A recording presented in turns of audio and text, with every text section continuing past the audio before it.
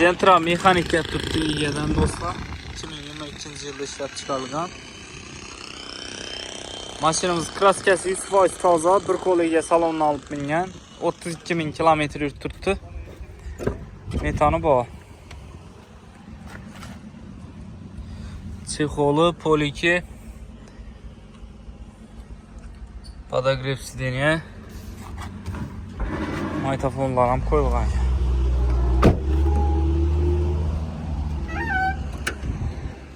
Metani bor ekan, bu metan, do'stlarga adashmasam.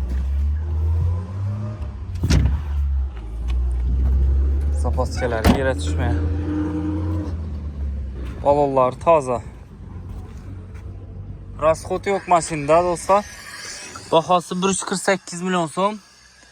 Naqd pul olsa qaytib beramiz.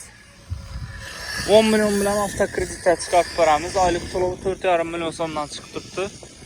Avtokredit, barter, naqd pul variantlarimiz bor. Naqd pul olsa shunga kelishamiz. Yali baydak ko'rib olaverasizlar.